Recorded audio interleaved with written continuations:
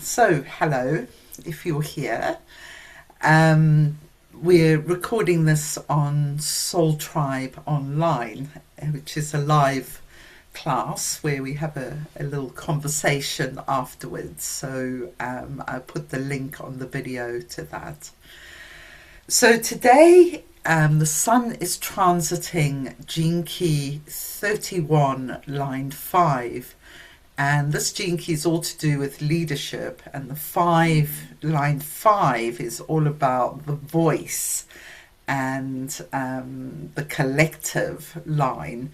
So it's a powerful day actually to be talking about this gene key. It feels like the line 5 is where it finds its resonance.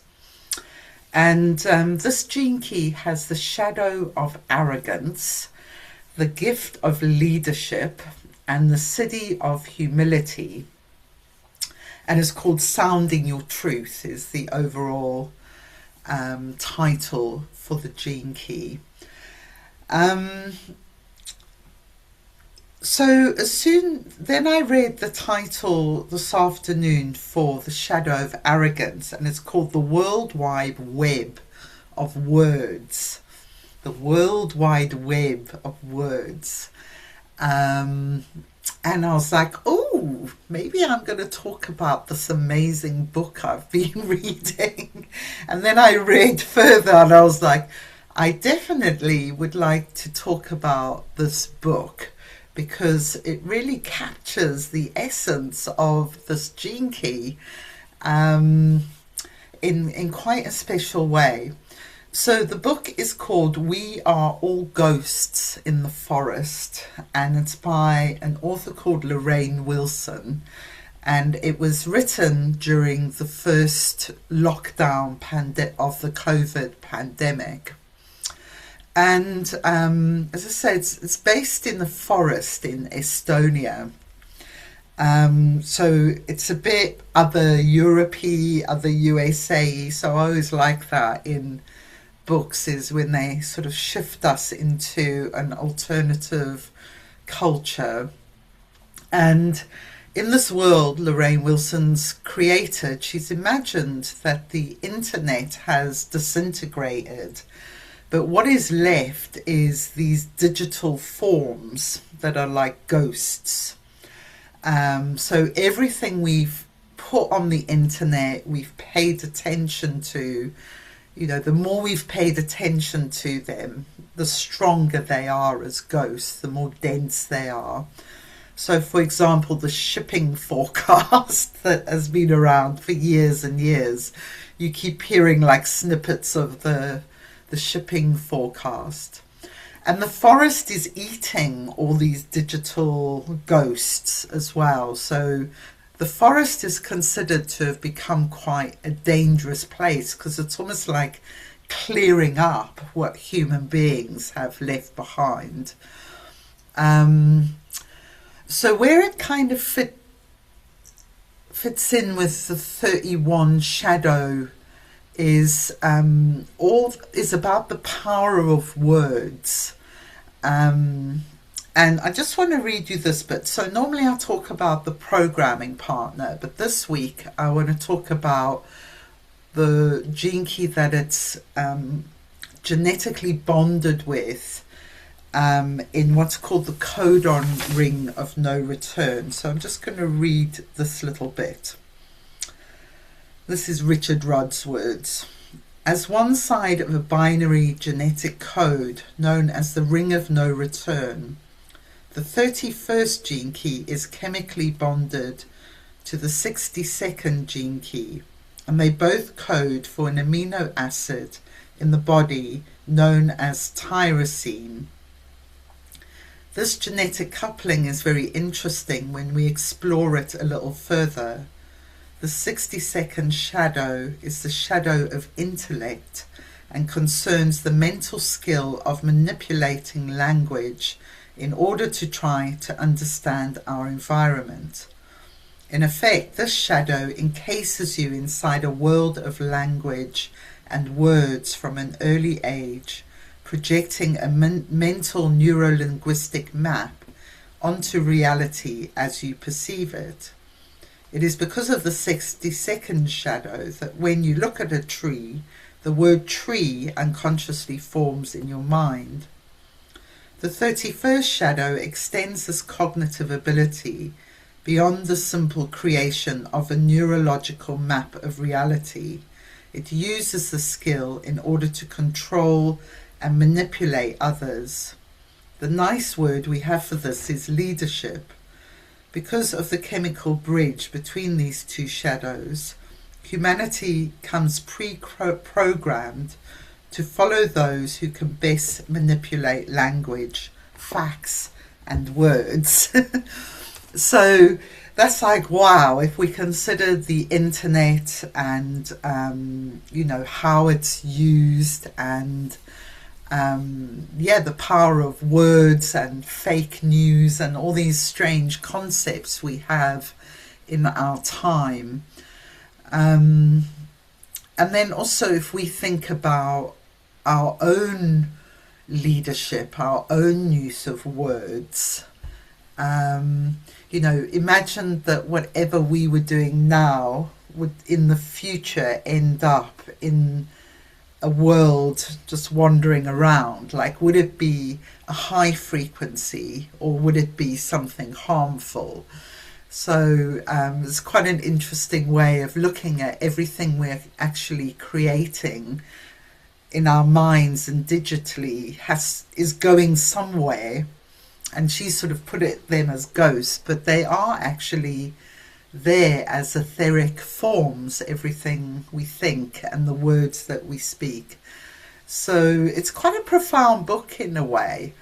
And so the siddhi of this is humility and the gift is leadership. So the main character of the story is really interesting as well. She's a woman called Katerina. She's lost her sister, so she's been through a kind of grief breaking open process.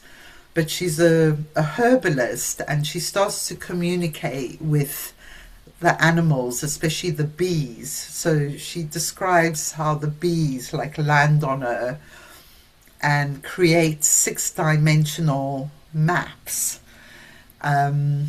Which is an interesting connection to the gene keys, because Richard Rudd talks about the ring of no return. When we can't return is when we will switch from the causal body into the buddhic body. And the buddhic body is like the 6th dimension that she describes the bees dancing in. And they're giving her maps and warnings and telling her where to go and not go. And she's using like quite simple herbal medicine for cures for people. And even though people are pretty horrible to her, she's Indian, so she gets racism and she gets kind of thrown out of her own village for trying to help some other people. So it's all quite a lot of the COVID things that actually happened sort of shape the story, like how people got so frightened and behaved like in really like aggressive ways towards other people. But this character, she acts with kind of total humility, because even though she's thrown out of her village, when she knows she has a cure, she actually goes back there and helps the people. And she kind of heals herself in all of that process. So I really recommend this book, and as I say, it uncannily captivates this whole gene key. And I think I finished it about 3 days ago, so I'm like, wow, it feels like this gene key is really talking to me. And one of the things I think is important is that how important intuition and nature becomes when we're in a world crisis, when the environment is in crisis, when there's kind of fires everywhere and there's danger. the thing that is going to be the thing that leads us is actually our own intuition and our relationship to the natural world. Well, that's what Lorraine Wilson is saying, and that is definitely how I feel as well. So, okay. So let's think of what we can bring to the welcoming prayer today. So we may be aware of a time in, we always want to think of something that's kind of current, I guess, a way that we feel arrogant, and perhaps this has to do with use of language. When I tuned into this, I think I can feel really arrogant about people of other political persuasions, or people who I feel are more manipulated by the media. So I'm going to hold that as an arrogance. And Richard Rudd says any time you are separating or othering others, or you're creating separation, that's kind of an arrogance. Okay, so let's tune into that, and let's take a couple of breaths together so we're connected in a circle as well.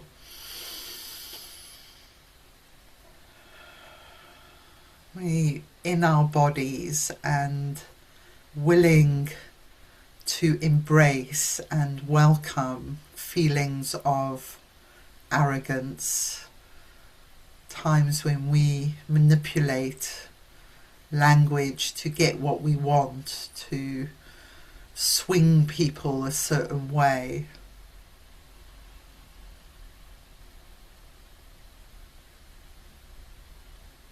And we're going to meet God or the source at a threshold, a door, with this feeling of arrogance. And we'll just spend a minute just noticing how arrogance feels in the body, what it does to the breath.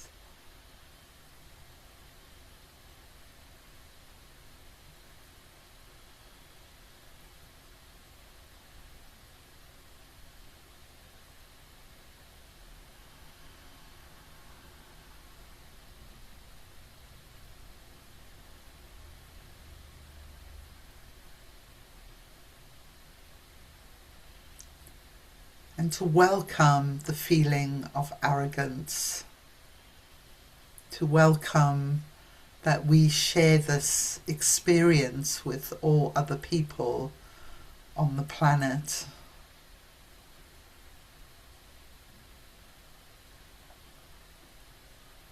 And as we breathe into and soften the arrogance, something else greater may possibly emerge from that.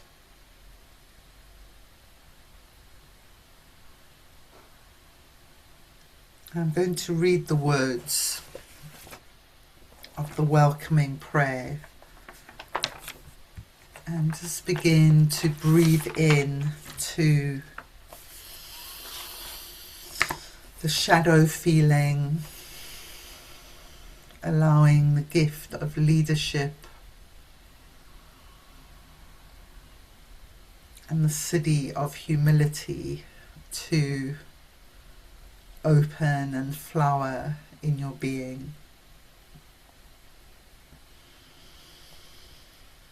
I let go my desire for security and survival.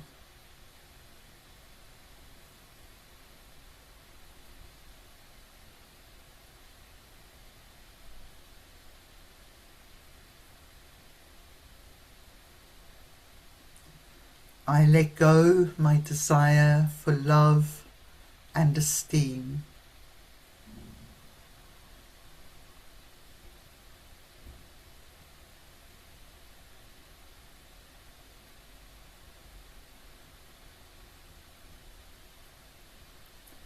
I let go my desire to change, or I let go my desire for power and control.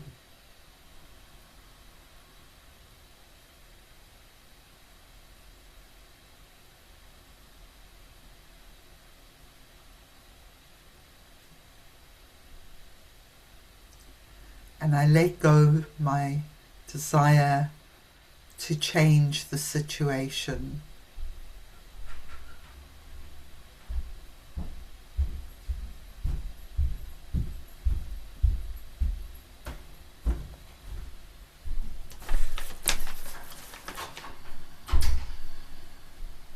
Let's just take a moment to breathe together into the softness, the power, the healing power of humility.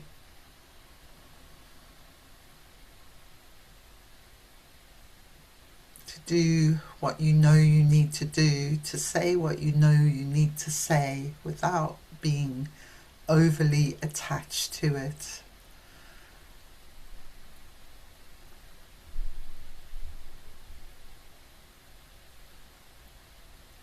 About being overly attached to others liking you or being impressed by you,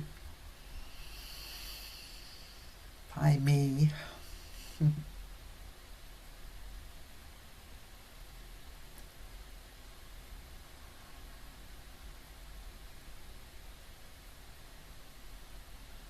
And taking one big breath together, just reminding ourselves of the one field that we all live in. And to be mindful and aware of language, of manipulation, either by ourselves or others in the field of life.